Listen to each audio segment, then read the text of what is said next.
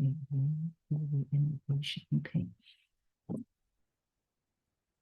So for today, the first topic we are going to go over is regarding class, the concept. Okay. And Python is not object-oriented programming. But Python also support class. Okay, but when we learn, we will see for Python's class, the rule is not as strict as like in Java and C++. Okay, because class concept is quite useful. So even though we do data analytics, but sometimes you may consider to create a class for your application because it can create a certain category, so your customized category of objects. Okay. So in computer science, the concept of class is to define certain category of objects. So basically, class serves like a blueprint for some category of objects. Okay. And generally speaking, for class, when you create a class, you need to include two aspects. One is like attributes,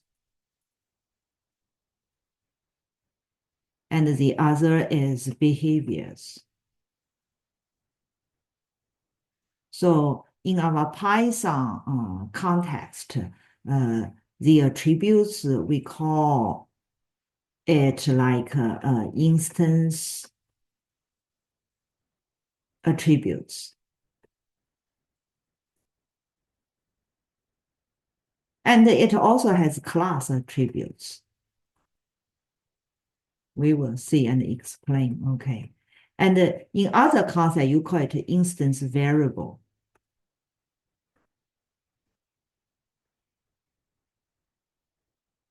Be careful, okay, today, previously we learned variable, is it? But in class, the variable has a name ahead of it, it's called instance variable, okay, or class variable. So based on the definition is that it has the instance ahead of the variable or attributes. So we kind of can guessing is that this belongs to some class. And the behaviors basically it's like instance functions or instance methods. Or we call it behaviors, okay. Methods, functions, okay. And so that's just a blueprint. So the concept is kind of like for a car, is that it has a blueprint for the car. But the other most related concept then for class is instance, or we call it object. Generally, we call it object and also instance. So that's why here you have instance attribute, instance methods. Okay. So that's also object-oriented programming. So the concept comes from. So object then an instance. So it's some physical existing thing. It's not like a blueprint. It's like for car. Okay. So the car you bought, that's your car or my car or his car, her car. That's a real objects. Okay. So real objects then so in computer basically takes memory. Okay. When you create, it's just like if you recall like a list previously we described, it takes memory in computer. Okay. So this is just a very general concept regarding class and objects. And you use class to create object. Okay, so that's the general concept. So then let's take a look in Python. How do we create a class? And then from class, how do we create objects?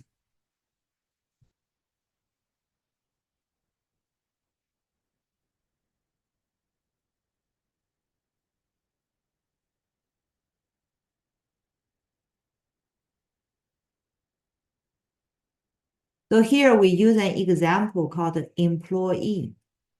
Okay, so we want to create an employee class. So then you need to have the keyword class. Follow that, it's a class name. And then colon. Okay. And within it, you need to have indentation. So because all of the code belong to a class. So it's the block, code block. Previously we learned, okay. So like the control condition, control loop, and the function we do block. Is it here we learned another is a class. You also need to do indentation for coding block. Okay, then you see this. This looks like a variable, is it? But be careful, okay. This we call it class attribute. Or in Java, we just call it a class variable. Okay. And so this em count, this belongs to this employee class. It is associated with this employee class. It's not like previously what we do like just variable equals 10. Okay, that doesn't belong to any class, but this is part of this employee class. Okay, so this does count. And for this one, we put it just inside the class. So we call it a class attribute. And then next, let's take a look. So within the class here, we define some method. Is it? So this method, so it has two underscore ahead of it, and then init, and then another two underscore after it, and then parameter list.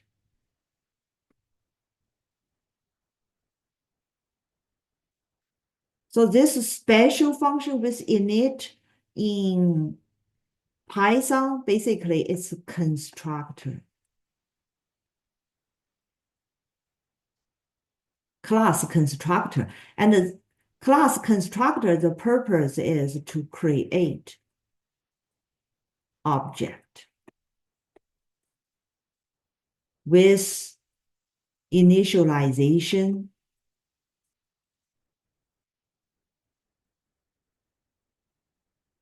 of instance attributes in this case, or instance variables.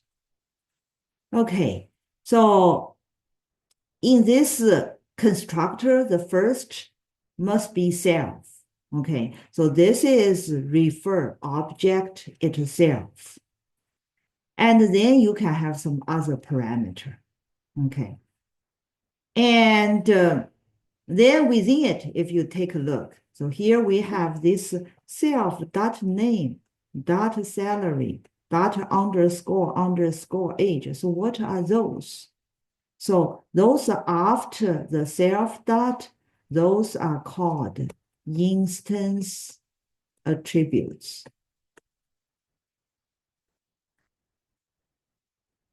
So they belong to employee class.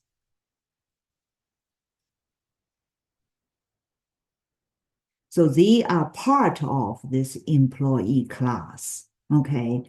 And then here you have variable. Is it not variable? Here you have parameter. Okay. So then you assign the parameter. So those are parameter on the right side. Right hand side is parameter. And the left, you have the self dot. Those are instance variables.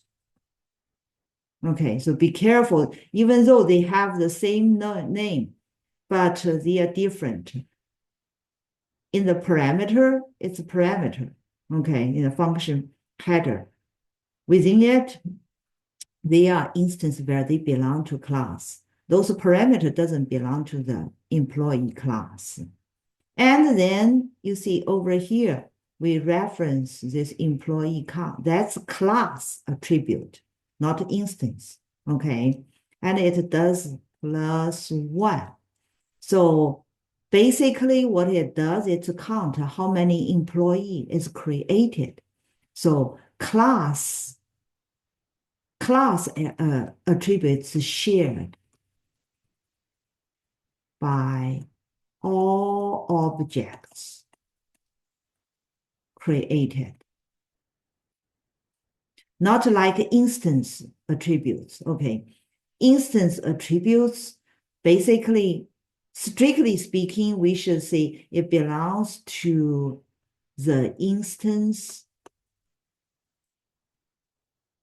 So one instance of the employee class. Okay, it belongs to some instance, the objects.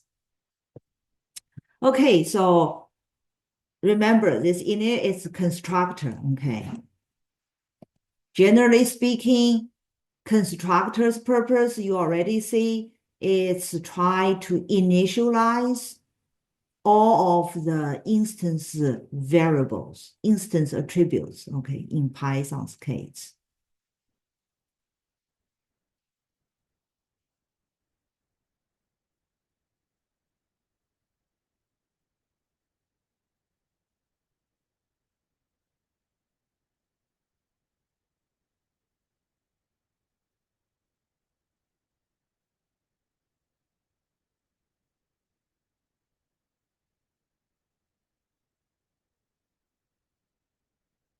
Okay, then let's see. Here we have another function.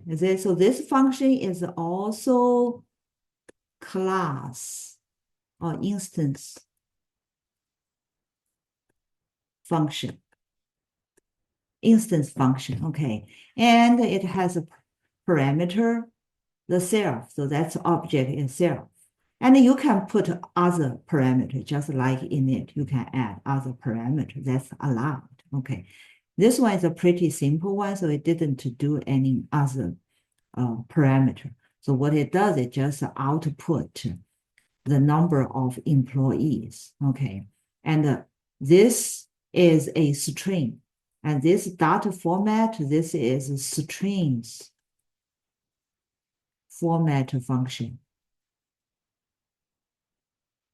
So it belongs to string class, okay? And it's similar to what we previously learned, if you remember that F, the formatted output is it, and it has placeholder to reference the respective variables. In this case, it's a class attribute, okay? And the next, so here's another instance function or instance method. Same thing, it doesn't have other parameter, okay, just the self, object itself. So what it does is it tries to output, formatted output of the name, the salary, and the age. You see, ahead of that, we all have that self. So this self means the object itself. Okay, based on what object you created. Okay, so the previous, so all of the above, what we did is we define the employee class. So the class, the blueprint is designed. Okay, so next you can use this blueprint to create real objects. Okay, so to create the real object, so this is the first object you created, is called employee one. And when we create object, you use the class name and pass in the respective arguments that's going to match the constructor. So let's take a look that init again, okay? It must match.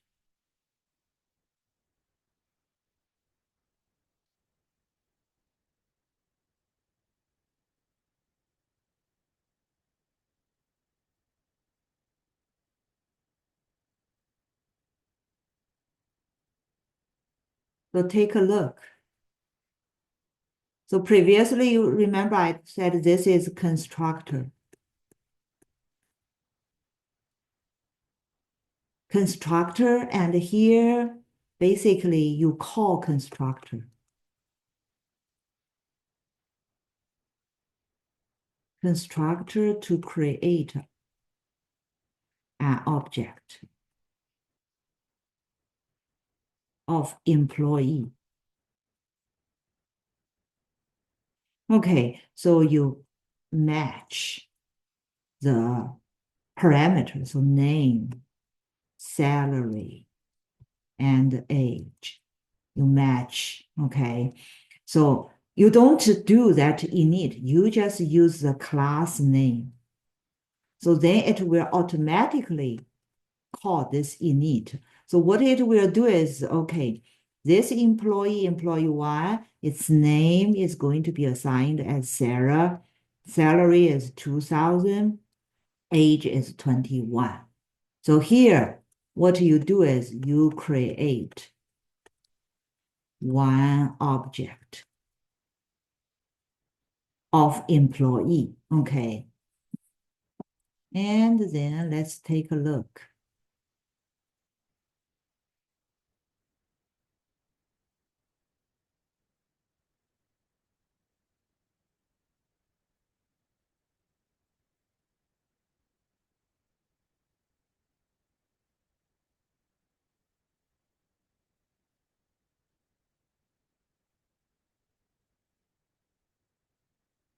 And then here, did you see, then we call employee, that constructor again. You create a second employee object, okay, object of employee. So many 5,000, age is 25. After that, then did you see, you can call. So here we call employee classes instance methods or instance functions or methods or behaviors. Okay, so it's do something, etc. So it call that display employee function. But did you see for the function, it belongs to the object. Okay, so this function, it belongs to EMP1, EMP2 objects. They are not stand alone, okay? They belong to that car. This is kind of like when you drive your car is driving, is it? So that driving, that car, the driving is specific related is your car, okay? It's not a other car. Other car is driving is other car. The driving has a certain speed, something else, is it? Yeah, so that's why we say they are instance function. If they belong to this specific instance. And then do you remember that employee count? That's called the class attribute. So it doesn't belong to any specific object. So that's why when you access, you just use the class name to access it, okay? And then let's take a look.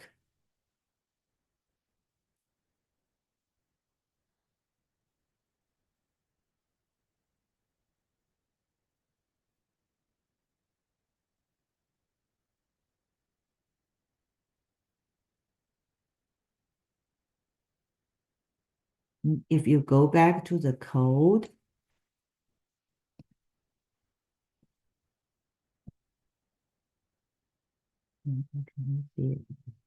okay, you see, so this is class attribute, doesn't belong to the constructor, doesn't, so it's not defined inside the constructor, okay? So that's the difference. So just see, when the first object is created, so this will be called. So it will be +1, so it's 1, is it? And then when the second object is created, so this function is called again. So this is already 1, so it will be +1, so it will become 2. Is it? So that's why we say it's shared among all objects. Okay, so keep this in mind. What kind of variable you want to it defined to be as a class variable, and what kind of object or variable you want defined as instance variable. Okay, so there is this subtle difference. Just be careful. And then what next is just to try to see if an employee has certain attributes. So you can use this has attribute function to test. Okay.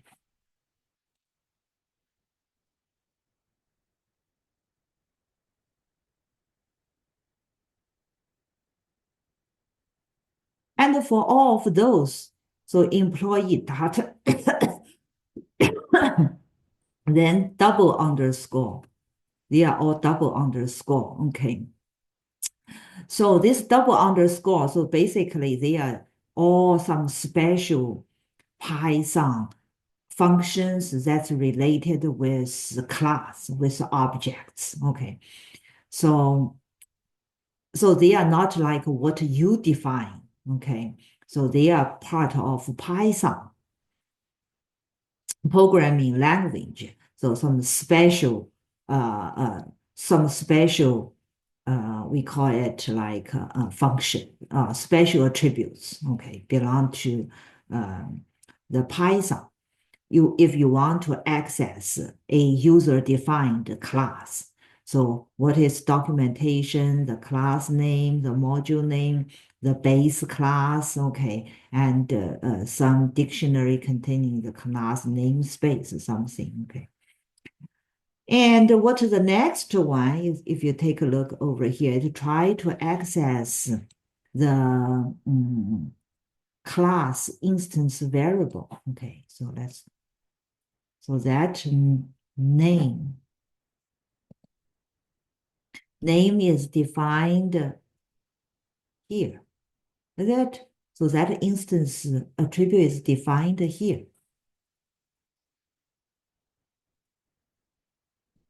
And if you recall previously, if you just suppose inside the init, you define variable equals 10. And then this variable is just a regular variable.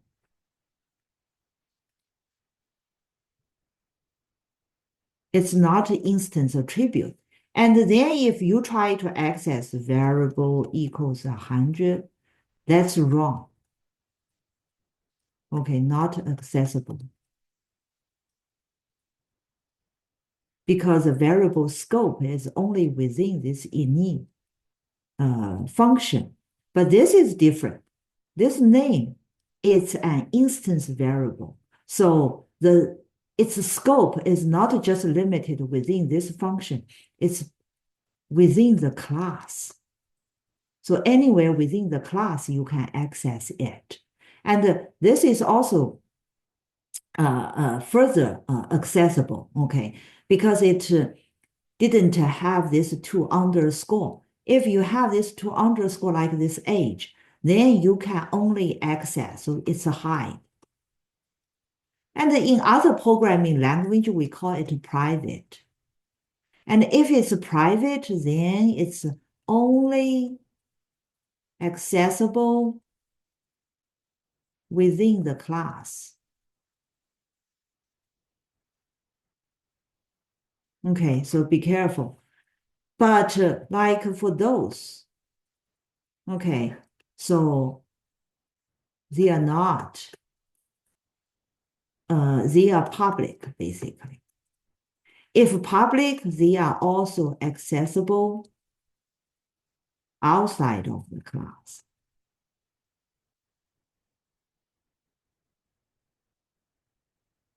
So its accessibility is much broader, okay, for public instance variable. And in Python, we didn't specifically, do this differentiation.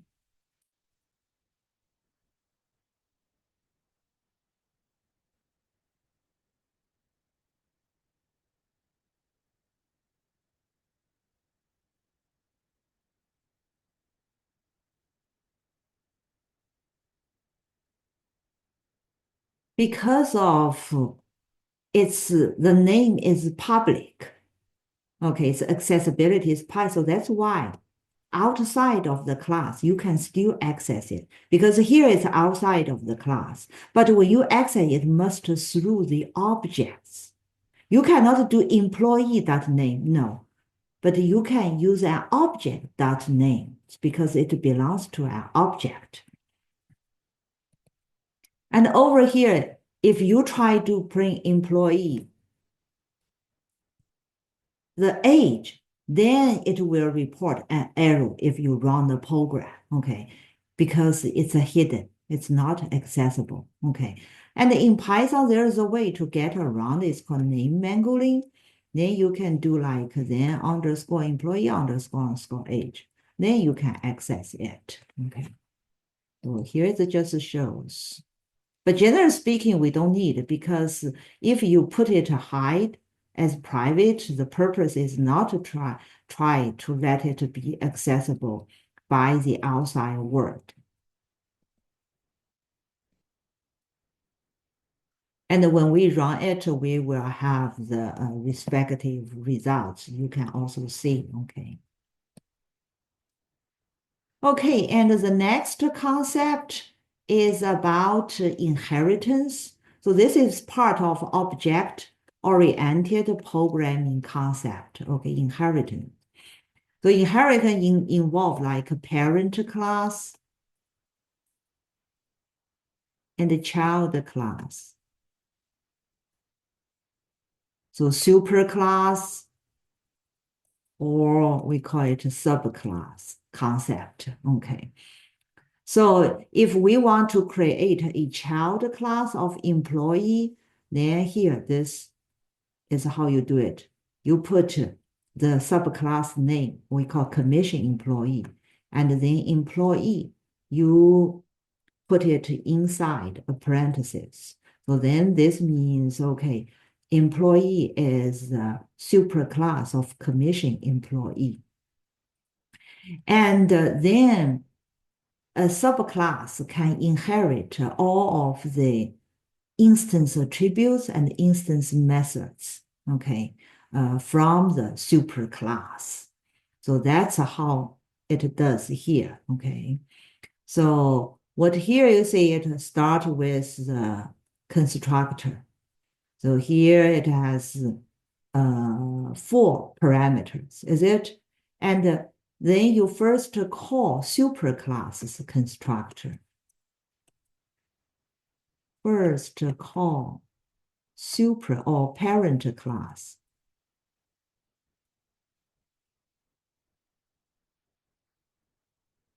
Constructor. So initialize name, salary, and age. Okay. And then over here, the commission employee has another instance attribute called commission rate. Then you can assign. So commission employee has attributes of name, salary, age, and commission rate. Okay. You can also like superstate the age. So give it another value. Okay, so that's how over here you assign 99 to the age. Okay.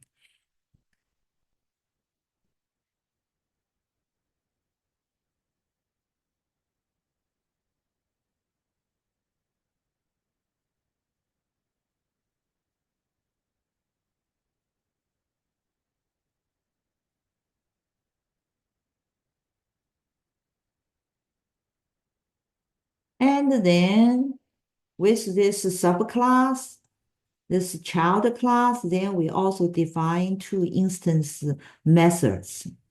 The first, get commission, so pretty simple. You just try to get its commission calculated based on salary and commission rate. Then display employee, okay? So you can also call superclasses display employee, and so you want to get name, salary, and age. And plus, you get its commission rate, okay? So pretty straightforward here. You have also defined two instance methods and constructor.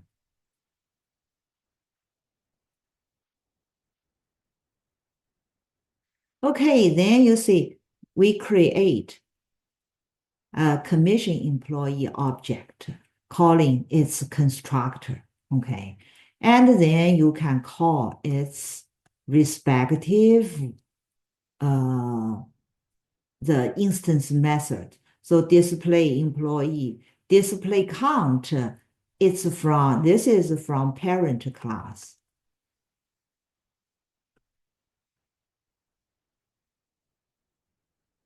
And you see, subclass can still access parent's class's method. Okay. And the get commission is subclass's method. And you can also check, okay, if this commission employee is an employee, you will see, yeah, it is true. Is it? And if you take a look at the count, total employee is how many? Is 3 now. Is it? Plus the 2 employee we already created. So when you do commission employee, that employee count also automatically incremented. Okay, so this shows inheritance relationship. It's quite helpful, okay? Because for parent class, you can make it more general, is it? And then for subclass, you can make it more concrete. And in Python, the root class of all class is object. This is similar like Java, okay? In Java, object is also the superclass for all of the class.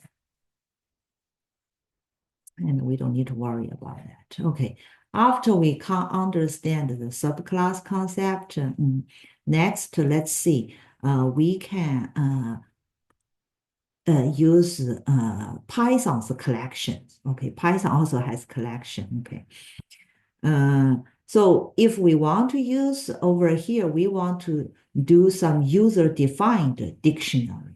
Okay, so create a customized dictionary. So how do we do that? We can use that user dictionary. Okay, so from this collections package, you import this class. So now you understand, okay, import this class, okay. So this user div basically is a class, okay, just like that employee, commission employee, it's a class. So class has 2 parts, the attribute parts and the method parts, okay. For the attribute parts, all of the attributes accessible within the class. If it's public accessible, then even outside of the class, it's also accessible, okay. So it's not like a regular class, a regular variable. It has a scope only within the coding block, or depends on where you define it. Okay, but also be careful. Okay, class variable and instance variable, they are always associated with either objects or class. They are not standalone. Okay. Okay. So anyway, so here we define a class event. So this event class is user dictionaries subclass. So it's a subclass of user diction. So it inherits some of its attributes and behaviors, the functions. So get item, yeah. So the user dictionary also has this method, get item, okay? So this double underscore.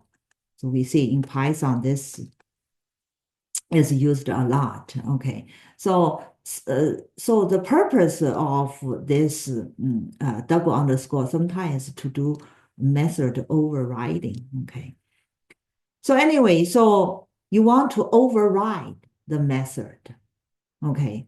Override the parent get items method. So the override the concept is kind of you want to define your own version, okay? Okay, so you use the user dictionaries. So superclass, you use the superclass get item method to retrieve the value from the key, okay? But in this case, our case, because it's customized, so the value we want to return, we always want to have something ahead of it. So it's user defined and then the class name and the value. That's what we want the value part be displayed. Okay, so not just the value. So we add this part also. Okay, so here you access the class name.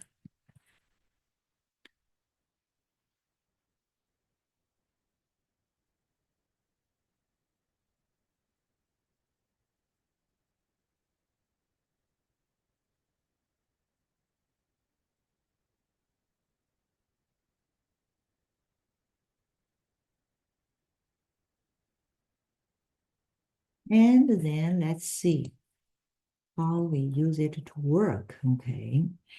So we already create that event class, is it? And the event class, okay, let's go back probably.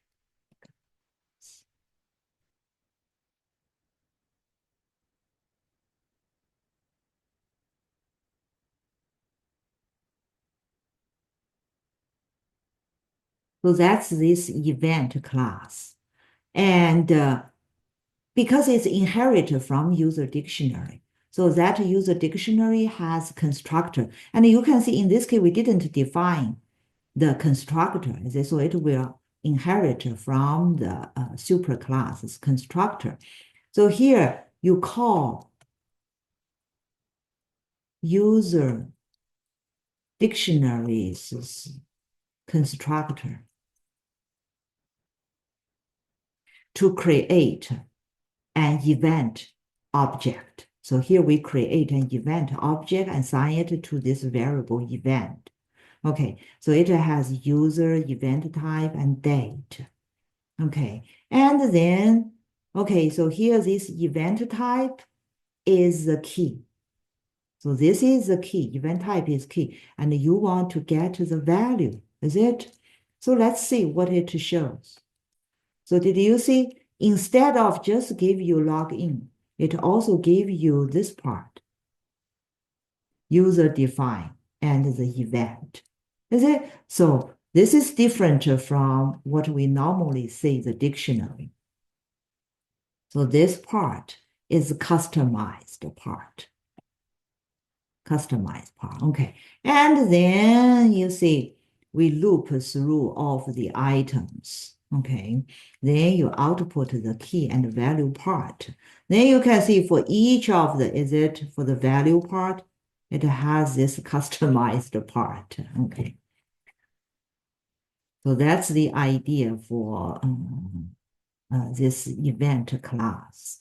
Just try to show how customized dictionary, how you create a customized dictionary with overriding that user dictionary. And then if we take a further look, so here we define, this is just a regular function. It's not a class function or instance function, okay? It's just a regular function. So it has 3 parameters. And we learned in chapter 1, okay, about the double asterisk serves as a parameter. So this is keywords, okay? And you can output date, event type, and for this part, we just output whatever it has. And then you can call this method and plug in with the event you create. Is it? And for this event, you have 3 key value pair. Is it? 3 key value. So the date will go here, and the event type will go here. And for the user part, it will go to this argument part. And then this is the output. Okay. You see, that's quite flexible, okay, when you have user defined. Serves your own purpose. And what the next one show, if you recall, previously we also learned the tuple concept, is it? But here there's another concept from the collections package. It's called name tuple. So you can also give your tuple a name. Once you have the name, then we will see when you access it, it's quite convenient. Instead of using index, you can use named index kind of to access the respective value, okay? So the name tuple is called user record. And what the value part it will have is like ID, name, first name, last name, okay? And then did you see it call this user record? Okay, to create a named tuple. So then 92 will go to user ID, SME username, and then first name and the last name. Okay. So we associate them.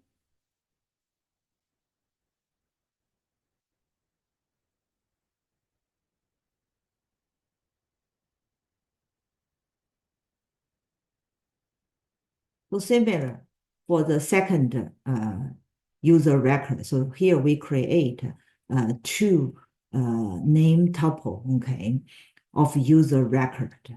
Okay, and you can still use the index to access its respective information. So this is sub 0, this is sub 1, sub 2, sub 3, is it? Instead of that, you can also do this. You can access by its identifier, okay? So this is also kind of like the column. Like you can view this as a table. Is it a table?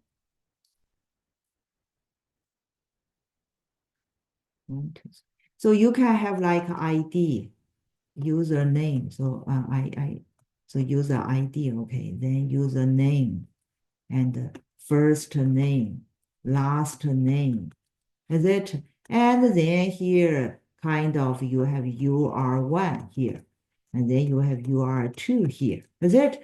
And if you try to access, you see, like for UR1, then you have the username. So you just use the dot. So you access its attribute.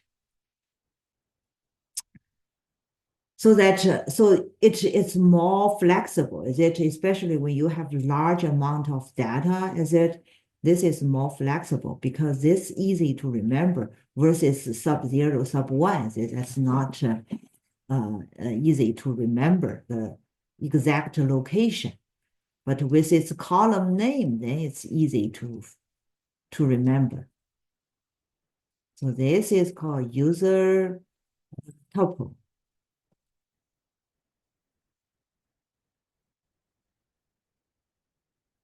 And then over here, this UR2 is it? So it's a tuple is it? We can also unpacking. Okay, so you just add an asterisk. So previous lectures we learned that a single asterisk can also serve for unpacking purpose.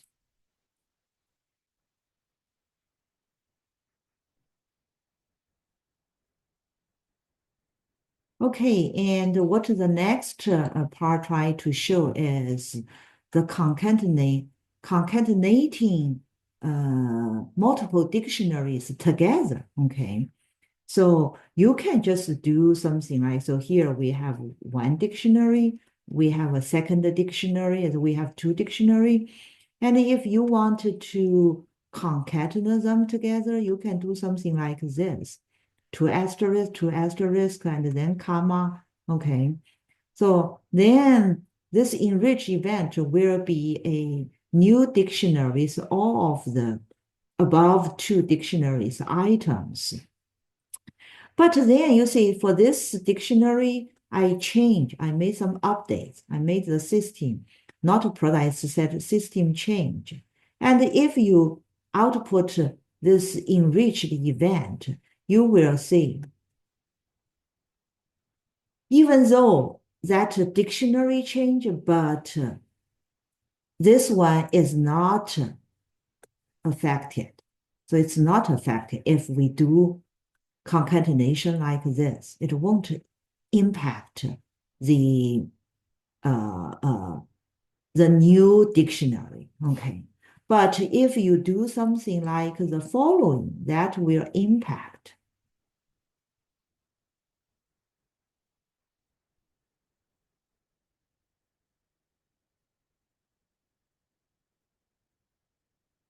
If you want to concatenate, call this function collections chain map function, and then you plug in multiple dictionary. In this case, okay, so let's see, they enrich the system, that should be product one, okay. And then I updated context. I didn't do anything for the enrich event. I do it for the context. But if you check the enriched event, the system, basically you will see it's changed. Yeah, so it's changed, okay. And also, if you change the enriched, the new dictionaries, to certain key value pair, is it? It will also impact the original, is it? It also change it to as another user. So it does impact if you use the chain map. Okay. So it depends on usage. If you want to change or not, then you select the different usage. And the next topic, this is also quite useful, okay? When you do data analysis, you may use it, okay? Depends on how clean your data is. If the data is not clean, involved a lot of text, strings, then sometimes you may need to do some string processing. And for string processing, one way to process is the regular expression, okay, regex. So in programming language, this is a very powerful concept to do string processing and find a certain pattern. Okay. For more detailed information here, I also list a link and you can review it. So in order to use regex, you need to import regular expression. Okay. The class. And here we have a regular string, pretty straightforward. And for the search, so you can search a certain pattern within a string. So here it says raw, R means raw, okay? In this raw string, what you are going to look for, you look for the word colon. After that, so this means one character, okay, /W. So here 1/2/3/W. So you want to look for afterward the three letters. So if this string has this pattern, okay, so what it returns, okay, if it is true, then you see you find it. And you also want to show what you find. Okay. Otherwise, you say, did not find. Yeah, you did find. Is it to find? This is the pattern you are looking for. Okay.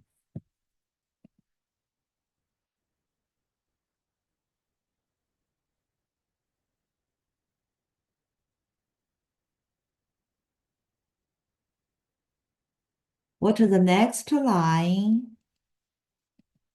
to show us is this is a multi-line of string. We have triple quotation mark. That's multi-line of string, okay? So then let's see what we are doing here. So what here we try to do, instead of search, we call match. Okay, so search, it's look for anywhere within a string, the specified pattern, okay? For match, it's a start beginning.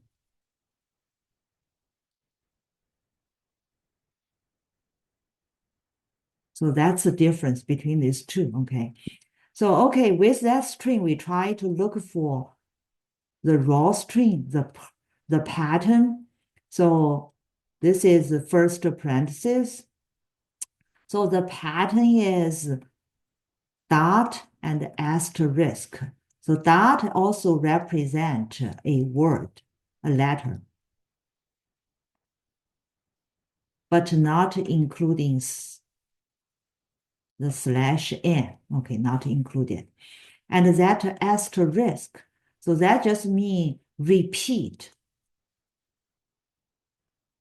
0 or more occurrence of whatever its left pattern. Okay, so then in this case, this is dot and asterisk. So just look for if there are more letters, okay, a word. And then you have space, then the word R, and then space, okay? And then over here, we have this pattern. So if you have one parenthesis, so it's one group of pattern. So that's the first one, and this should be the second one, and this should be the third one. It's kind of like the case. Okay, and so for the next one, the pattern is still dot asterisk or any letter, is it? And the question mark is also repeat the previous pattern, okay? And slash s, this looks for space. Space can be the single space, can also be like a tab, okay? So any space. And then you put them together, is it? And then asterisk. So that means basically this is looking for some word. And then repeat 0 or more occurrence, okay, within that line. And here, what it represents multi-line and ignore the case. Okay, so that's what this part means.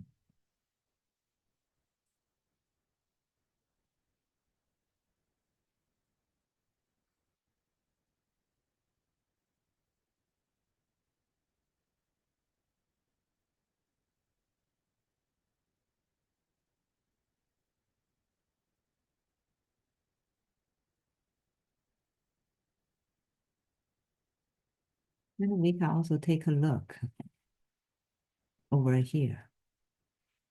Yeah, so here it explains, is it? So dot star, what it means. So any number of characters before the word R, okay? And then what this means, 0 or more occurrence, okay? And the question mark after asterisk makes the quantifying non-grading, okay? So it will match the fewest characters. And in this case, I also test if you script out the question mark, it still work the same. The result will be the same, okay? And then let's see the result. So this pattern started from the beginning, okay? So it look for the pattern from lines from the beginning, okay? Not just look for if it existed, look from the beginning. So look from the beginning, let's see. So based on the result, is it? So match object, if it is true, then you get the group, okay? So all these parts match, okay? And then the group one is just lions, the first one, is it? And so this is the first one. And then the second case is after R, is it? So a word with space, a word with space, a word with space, a word with space, but not the last one, okay? The last word, because it doesn't have space, follow it. So that's why it's not included.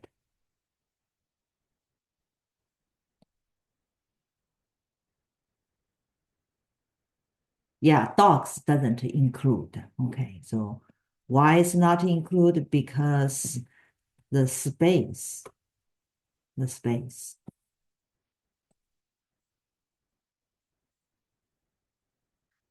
Okay, matching versus searching, I already explained. Yeah, and here it shows as an example. So here, this is a string. If you do match dog, it will give you no match because dog is not at the beginning. But if you do search, then you will find the dogs in this pattern. Okay. So it just depends if you want from the beginning or you just want to find it anywhere that in your string. And the last one is also quite useful. A lot of times it's the regex sub function. Okay, so this is a substitute, whatever the pattern with some other pattern. Okay, so this function is you provide a pattern. This is the replaced pattern within the string. Okay, so let's take a look. So this is a string. Okay, and within this string, you want to find pound sign and then dot and then asterisk. So it will start, the pattern will start with the pound sign and then some single letter and repeat multiple times. Is it? Yeah, so you did find, including space. Okay, so once you find this pattern, you're going to replace it. So basically, you're going to remove it. That's the case. And if you see, yeah, this part completely removed. So you just have the year or the phone number, is it? And then with the updated one, what you want to do is whatever the non-digit, so /d means not a digit, slash the lowercase d, that means a digit, okay? So non-digit, so if it's non-digit, you remove it. So you see, so the dash are all be removed, okay? So that's what this sub function, so search and replace.